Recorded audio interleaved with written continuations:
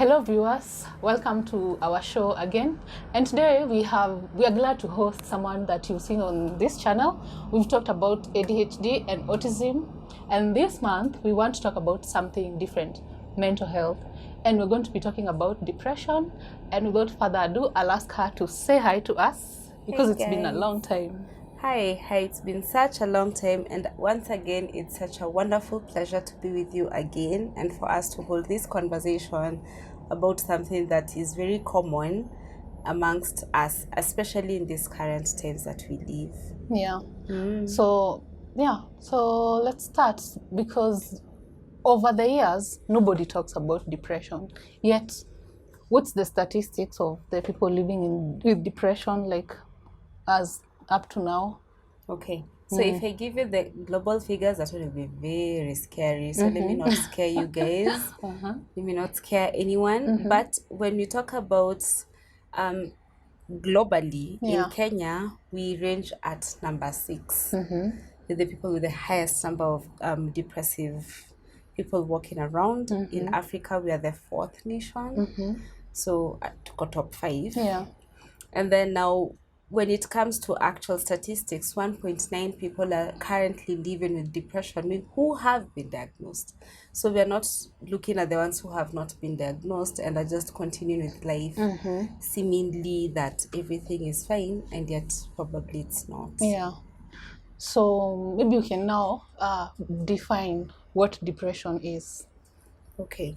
So depression, there are many ways of looking at depression, and I'll try to give you the general gist of the word depression and then what is meant by actual clinical depression, which is now an illness. Yes. So depression is having extremely low moods, very low moods, sadness, feeling quite overwhelmed with things. But then now, depression generally like that would be a fleeting thing, such that maybe you get laid off because of COVID and all of that, and then you feel sad for a week or two, and then you move on, you find another posting, you're okay. But then now with clinical depression, you're sad and in a very dark space for a period that is about 2 weeks, sometimes even longer than 2 weeks, and you're consistently feeling horrible, feeling hopeless, feeling worthless, feeling helpless. You're unable to get yourself to do anything. Sometimes it's so bad that you can't even taste food or see color in the general day-to-day living. None of these things are apparent to you. Yeah. So like you lose, like the way this wall is pink, I can't see the pink color. It's just a wall. Yeah. It's just a wall. Could be black, green, gray, doesn't really matter. Yeah. And what are the most common, you've just discussed the topic, the symptoms of depression? Yeah. No. I just I summed it. The symptoms of depression are, number one, you tend to feel hopeless, helpless, and worthless. Hopeless so much so that now even you don't feel like you're making any impact in the world. Your cognitive functions are impaired. By cognitive functions, I mean you're not able to concentrate. You can't think. You can't remember stuff. You can't come up with any ideas. You're just there. Emotionally, you're overwhelmed with sadness. Sometimes it comes with levels of anxiety. When it comes to behavioral things, you don't want to eat, or you eat too much. You can't wake up, or you sleep all the time. You don't want brightness. You just want to exist in a very dark space. You don't want to interact with people. You're constantly isolating yourself. When we come now more to the not neurobehavioral, you have to takata in blue. When it comes to the vegetative symptoms, so that's why we look at the sleeping patterns, the feeding patterns, your hygiene, basic hygiene. Motivation is 0. And then now the last one and the most intense is you have a huge sense of anhedonia, which means you don't find pleasure in anything at all. So much so that you just want to actually die. Yeah. And it comes with a lot of suicidal ideation and suicidal tendencies as well. So I'd like to say that or think that depression is like an umbrella term. So how many types of depression are there, and which are they? Now, I like that you said it's an umbrella term because it is. And before we come to the types of depression in terms of condition, we look at depression in a spectrum. I like spectrums because they help bring the not healthy vis-a-vis the healthy. It is healthy to feel sad. Sadness is an emotion. But then now when this sadness becomes very intense and it's prolonged, then now it's becoming depression. Now there's mild levels of depression, that which you just bounce back on your own, like you don't really need a lot of intervention. And then now there's moderate, where you need levels of intervention, and then you have really severe types of depression. Now from that moderate angle, moving way into the severe, now we start looking at different clinical conditions. Now, with these clinical conditions, again, I'll start with the mild ones, and then we move to the more extreme versions of it. So there is something that is known as situational depression, which happens because something bad has happened to you. Maybe you're in an accident, or you lost a loved one, or you had a miscarriage, and then you're really sad, you're going through grief, and like that can cause some levels of depression. But then as soon as the situation is processed and worked on, then you're able to just bounce back and everything is nice and normal. Yeah. Now, after that, we have a major depressive disorder. Now, this was the one that I was talking about, a period of 2 weeks, you're just out completely. You don't feel like doing anything. You're just literally there, just existing in a very dark place. There's that type. And then now we come to dysthymia. So with dysthymia here, you're not, that sad. So you're not happy. You're very pessimistic, but you're not that sad. You're not weeping or crying, or like you're not feeling pleasure. So you're experiencing the symptoms that I earlier mentioned, but in not such great intensities. And this one can be present even over months or years, where that is just your default-ish type of emotional or mood experience that you have. Now, when we move from that one, we come to psychotic depression. Now, this is a very severe type of depression which comes with psychotic features, wherein now the person will start hallucinating, having delusions, becoming quite apathetic. Sometimes in very difficult scenarios, then the psychotic depressive symptoms can later on now manifest into schizoaffective disorder, which is completely different from the conversation we're having today. So that's one front of it. But then again, with depression, there is unipolar depression and then there's bipolar depression. So with unipolar depression, it focuses more on the low mood. With bipolar, you have highs and then you have lows. Yeah. Okay. Let's talk about why a depressed person will feel so tired in the morning, like everything feels like a burden. That's a very interesting question that you ask there, because I will answer it in two ways. So the first one is, there's the obvious, that with depression, your brain is literally thinking and it's not really keeping quiet. So that's why you're not able to sleep at night. And if you're sleeping at night, you're still not really resting, because you're consistently at this state where you're almost at war, trying to figure out what's going on. So you're not resting well. Again, you're not eating right. Chances are the appetite is down, and even if it's there, you're eating a bit too much. So it just creates this sense of lethargy, and therefore in the morning when you wake up, you have very low energy levels. But that's a very surface answer. I'll give you now the more scientific answer. Now, the most scientific answer is when someone is depressed, what happens in the brain is that you have high levels of cortisol production, and what that generally does is it is a stress hormone.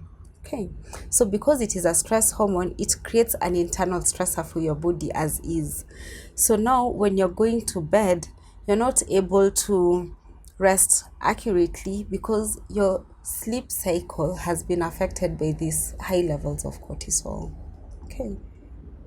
Okay, so basically, and this I don't know how to call it, that depression is in the mind. So that is something that we can say it's a misconception that most people have. Like when people say depression is in the mind, like you can just snap out of it, that's a very huge misconception. Because you see, there's a lot of biology that gets involved when it comes to how depression operates. If I can take us back to the brain again, you see, now when someone is depressed, they will have low levels of concentration.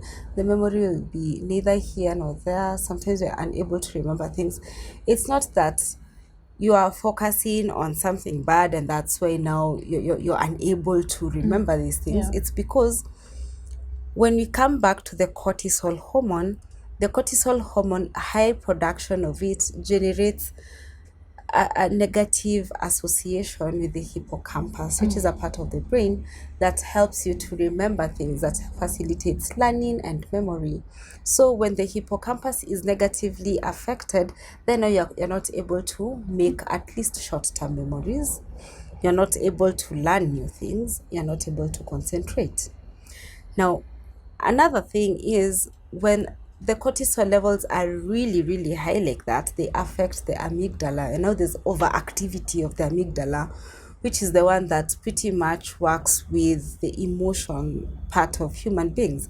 So your emotions are on overdrive, and that means that the slightest of things can make you very irritable, very angry, or you just start crying for no good reason. Yeah. So it's not that this person is being sensitive or where can they just slap out of it, move along already.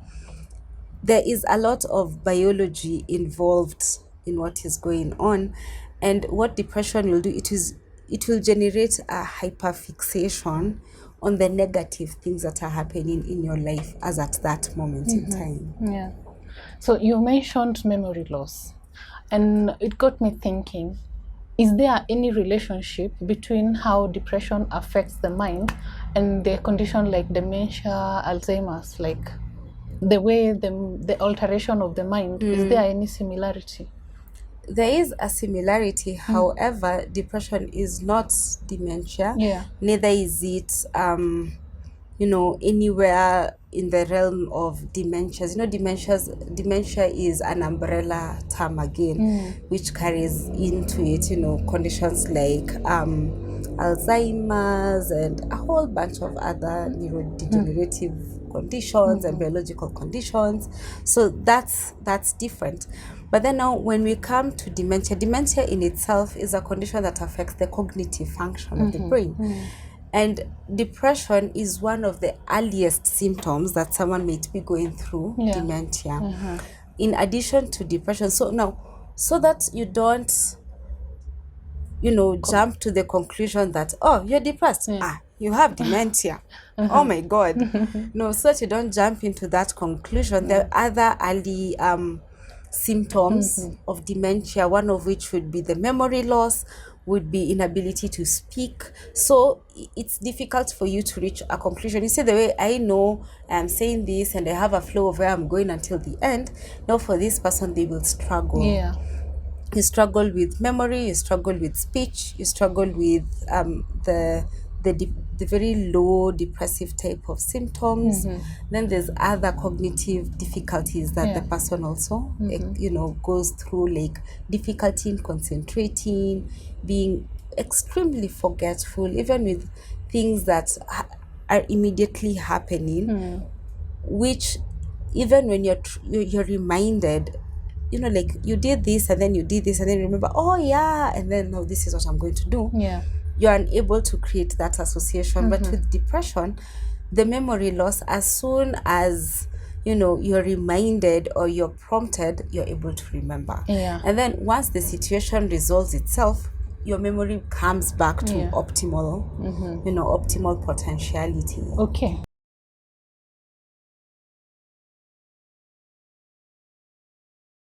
So now let's focus on what causes depression. Now, depression is caused by a number of things. Again, when you remember when I was talking about the spectrum kind of understanding of depression, we did mention situational factors and situational variables. So there are situational variables that can actually cause depression. Yeah. And then now there are biological variables that can cause depression, one of which is heredity and genetics. So if a family member, or if someone within the home, parent, sibling, has experienced any type of depression or anxiety kind of condition, then there's a possibility the children could also develop it, or someone within the family context can develop it. Also, on the same note, there are these other biological markers, like the high levels of cortisol, small amygdalas, big amygdalas, which can also result in depressive episodes. Now the thing is, when someone has this biological vulnerabilities, say maybe heredity, and then something happens to them, it doesn't have to be a bad thing. Sometimes people get depressed over good things, Yeah. like a promotion, a wedding, being pregnant. So these external variables can also now become triggers and result in someone experiencing a depressive episode. Yeah.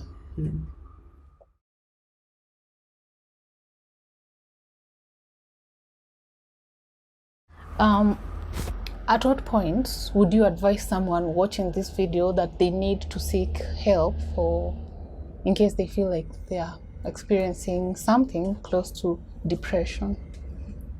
Usually, with all psychological conditions, the earlier the intervention, the better. So, what I would suggest is, if at all you're feeling very overwhelmed and there seems to be no solution, your emotions are really down, you're feeling very demotivated, you're unable to wake up in the morning, just feeling as though you're unajikokota, you're dragging yourself through life, that's the time to go. Don't wait for the 2 weeks to elapse or 1 month to elapse for you to go. When you go early, it will be caught early, even before it meets the criterion. Yeah. And that means that possibly you may not require medication to deal with the situation. That means that you'll not possibly get to a point where now you're clinically depressed. Yes. So I would strongly recommend that as soon as you start feeling off, that you're not okay, it's okay. That's the time that you need to actually go seek out help. Probably you get therapy and, this non-intrusive type of interventions. But then now when you wait for too long, then it becomes a different situation. So, the suicidal thoughts that most people with depression usually say they have them. What exactly happens for someone to have crossed over to have like those intrusive thoughts? You see, the thing about how depression operates is it's a condition that is very isolating.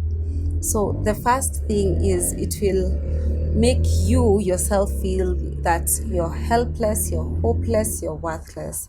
So in you feeling worthless, you'll not go out and seek help. And in fact, even at that time, when you're really in the dark places, sometimes there's learned helplessness. So you feel that even if someone was to come and help you, they can't really save you. You Yeah. are way gone, Beyond like the ship redemption. has the ship has completely sailed.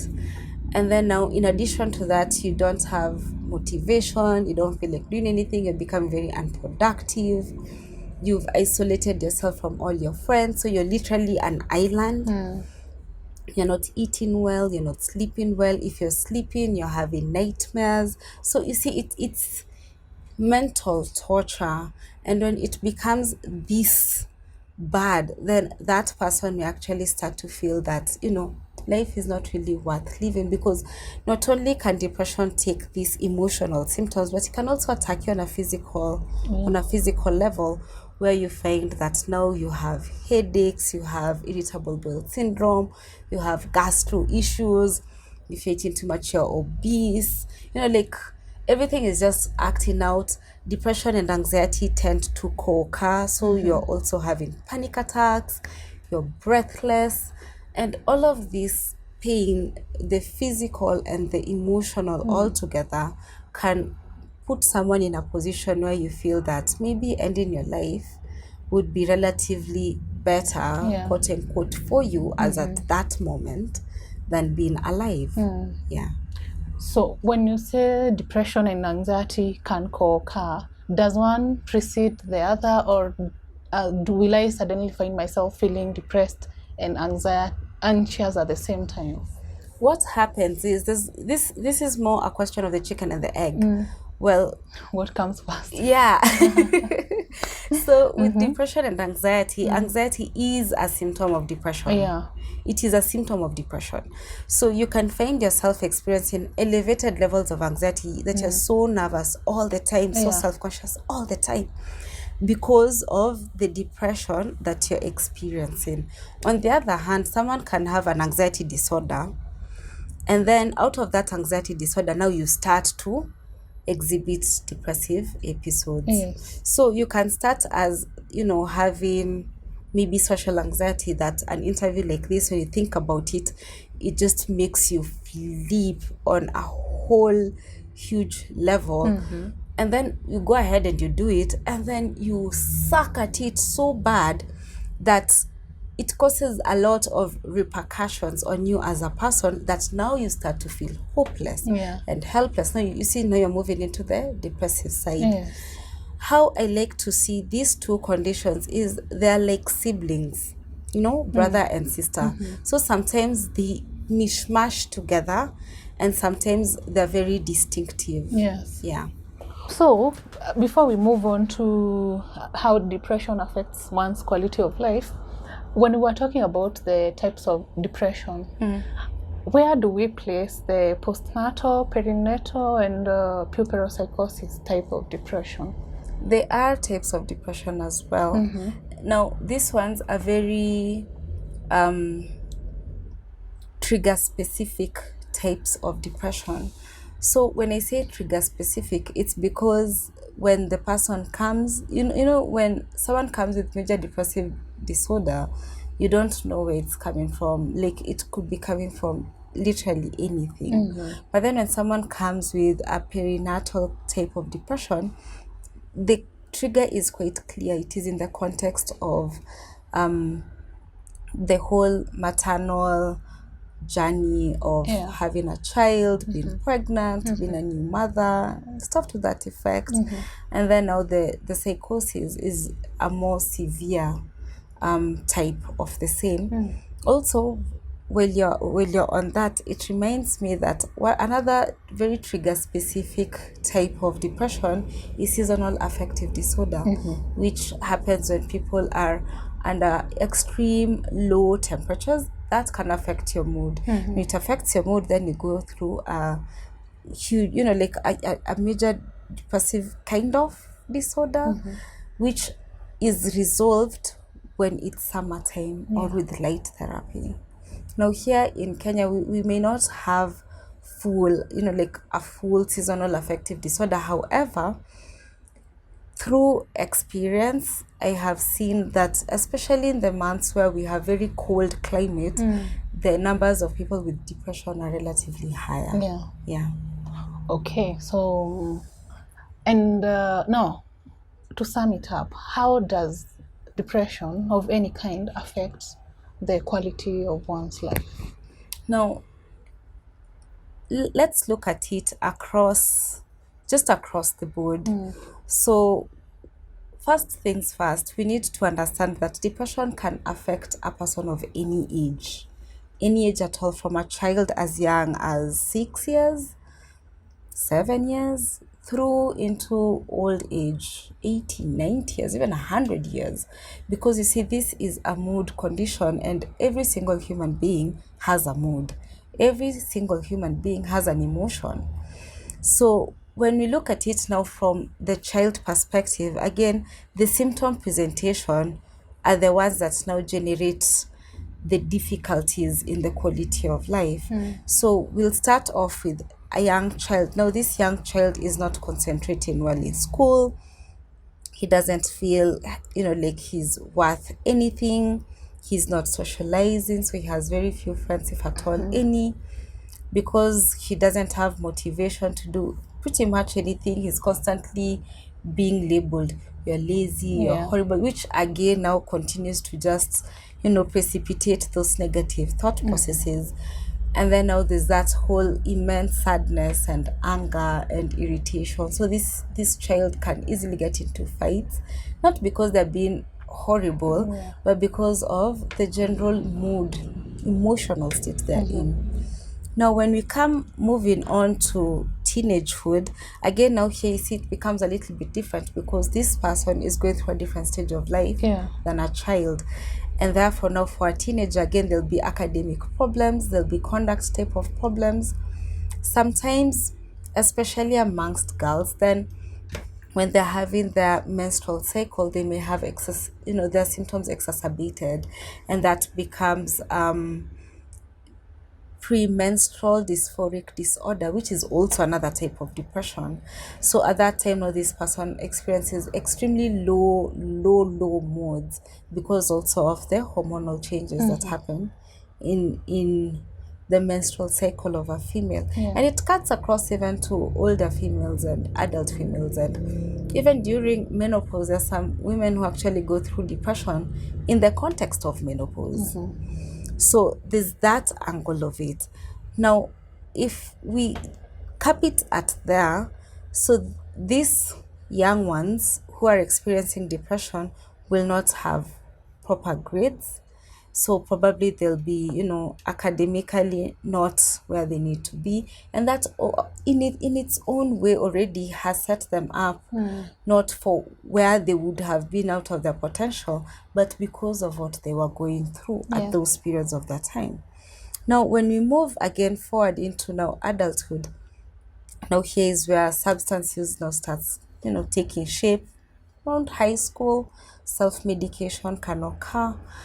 This is a person who will be very, having that inferiority complex kind of thing, and low self-concept, lots of negative moods. Then there's the inconsistencies, because with depression you can have good, like relatively good moods, and then from nowhere you just plummet down. So those ups and downs create inconsistencies in performance, and that means that now for this person, they'll be inconsistent at work, they'll not be able to perform to their peak. There are times when, imagine you've been out for a whole day, you don't feel like doing anything, you just want to literally crawl in your house, turn off the lights, shut out the world, and just sit there. 2 weeks, you won't have a job. No. So you see, that already is another complication in itself. You're shutting yourself out from social interaction. So even with your friends, there's a lot of inconsistencies there. Sometimes because now of comorbidities now starting to pop in, and comorbidities are conditions that occur with depression or anxiety can creep in as well. You can have, substance use creeping in as well. So it just generally puts this person at a huge disadvantage. Now, later on in older life, again, now that's the time when, just with aging, there's a lot going on in your body. And as I had earlier mentioned, depression can be very physical as well. So even cutting across through the lifespan, young children sometimes may develop somatic symptoms, and that's how now the person knows that this child is depressed. Same case as teenagers, same case in early adulthood as well as in late adulthood. But now in late adulthood, now there's all of these other, confounding variables. Maybe this person, in the context of being depressed, they were overeating, they got obesity as well. Maybe in the context of everything, they got diabetes as well, they have hypertension as well. Yeah. So it's now all combined together with this intense emotional state. So in a nutshell, having depression can significantly affect someone's life, and it doesn't matter whether you're 5 or you're 101. It can touch into every single aspect of your living. Even those ones that we don't really focus on all the time, like spirituality, you can lose complete faith in God, because where is God when your heart is broken all the time? Yeah. Yeah. So, curing depression and management. Let's talk about that. Now, depression, the situational ones, can be quote unquote cured. What I say by quote unquote cured is once the situation is dealt with, so maybe it was an issue of loss and grief. So after you have grieved and, like the process has gone on and you've been able to realign yourself, then you're not depressed anymore. But then that is not to say that possibly you'll never experience another depressive slump in your life. Now, there are these other types of depression, especially those which touch on the biology aspect of it. Those ones need to be medicated, and there are a number of different, medications out there, antidepressants, anti-anxiolytic drugs that can help, sometimes even mood stabilizers, especially for the bipolar type of depressive episodes. Sometimes putting someone on antipsychotic drugs. There's some antipsychotics which work amazing for depressive conditions. And then there's therapy. So with therapy now, that touches on quite a number of different therapeutic systems and styles, and CBT is the one that has been found to be most like the most effective. CBT referring to? Cognitive behavioral therapy, as well as interpersonal type of therapy, which is commonly known as ITP type of therapy, dialectical model as well, and quite a number of different variations. But then it depends on, number one, the trigger, the type, and the presentation. Yeah. Yeah. So, let's say someone is depressed. So, what's the order of treatment? Because when you mention that someone is depressed, there's this feeling of you going to get into drugs, and then you'll be dependent, and from that you lose, like, your life snaps around. It's never the same again. So when a patient comes to you with signs that are pointing to the direction of depression, what are the steps of treatment? It depends on a number of variables, one of which is the symptoms the person is presenting with, the severity of the condition, the presentation of the symptoms, and the type of the condition. So if this person has really severe symptoms, the person is hallucinating, they're suicidal, they are crying and very emotional, and I cannot be very certain that they will be safe. So here comes the biggest word. The biggest word in depression is safety. If I'm not sure whether this person is safe with themselves, then the first line of defense is the person is taken in for an admission, because there at least you're able to now monitor, medicate, and also conduct therapy. Okay. Now, with a later version of it, when the symptoms are moderate, there is no suicidal ideation, there's no suicidal attempts. They're not really well, but it's not that, but it's bad, but it's not extremely bad. Then there we can look at medication and therapy. They two have to work together, because medicine will deal with the biology aspect, but then it is therapy that will help you now realign and restructure your thinking, so much so that now you're not caught in the in the loophole that depression creates in terms of your thought patterns and your belief systems. Yeah. Now, with relatively less severe, those very mild levels of depression, medication is not something that is considered as a first line. Rather, the person would be taken through a form of therapeutic intervention, maybe introduced even to a support group, that kind of thing, and just beefing up the person's levels of support and their intrapersonal relations with themselves, that is enough to actually mitigate the condition. Yeah. So it's not all the time that a person will be, you get into the office and you're told, take medication, here's an injection, Yeah. going to hospital. No, it depends on so many variables.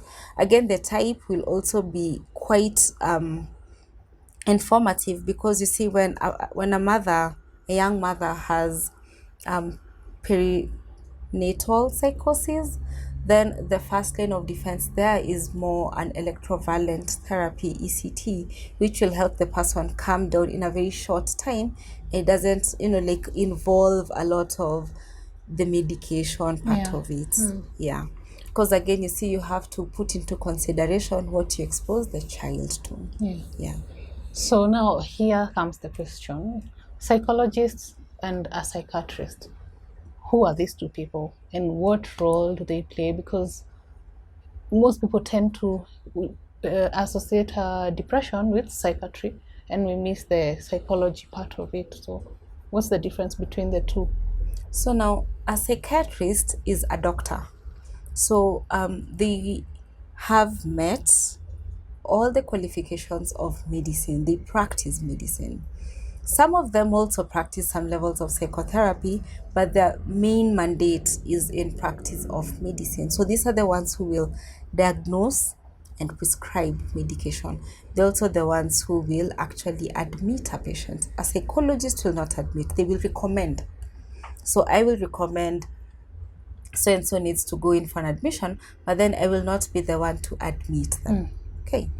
Now, when it comes to a psychologist is a person who practices psychotherapy. And there are many, many different types of psychotherapists. But I will limit myself to a clinical psychologist, because a clinical psychologist's mandate resides within mental health and mental illnesses and, matters to do with that particular area. Yeah. So now a clinical psychologist is the one who will again assess, diagnose, and then take the person through therapy. And this therapy is more talk therapy kind of things. They're the ones who facilitate group therapies. They're the ones who facilitate other expressive art type of therapies like dance therapy, art therapy, play therapy if it's a child. So these are the ones who will do that. Yeah.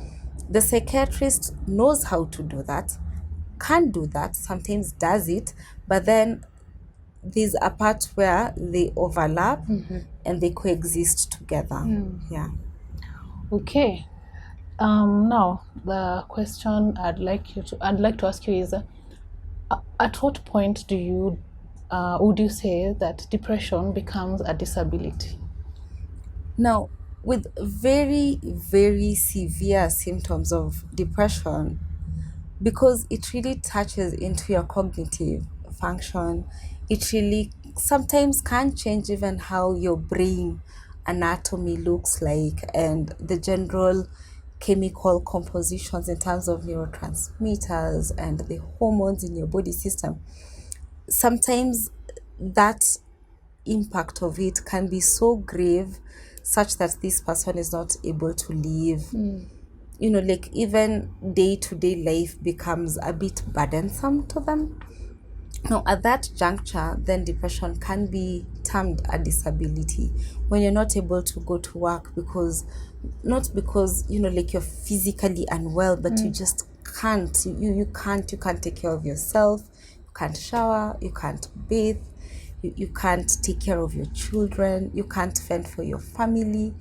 Then there, your quality of life is completely debilitated, and for that matter, depression can be looked at as a disability. also when you look at the intensity of how much it can actually, like on a huge technicality, very recently, there's a study that was done that indicated loneliness as really high up in terms of the causes of death in this modern world that we live in. And loneliness, again, is a cause and an effect of depression. When you look at the number of people who die of depression every day, when you look at the general baseline in terms of the burden of illness in treating depression, in living with depression, then when it's quite severe, it is a disability. Yeah. That's it for today. We were talking about depression. If you have any questions that you would like us to answer, please leave them in the comment section. As usual, we're going to leave Zawadi's contact, her email address, so that if you'd like to book an appointment or ask her any questions, she's going to be available. So we hope to see you in the next session. We will try to cover a few more conditions that fall under the umbrella term depression. So subscribe so that you don't miss out on the content that we are going to be uploading. Yeah.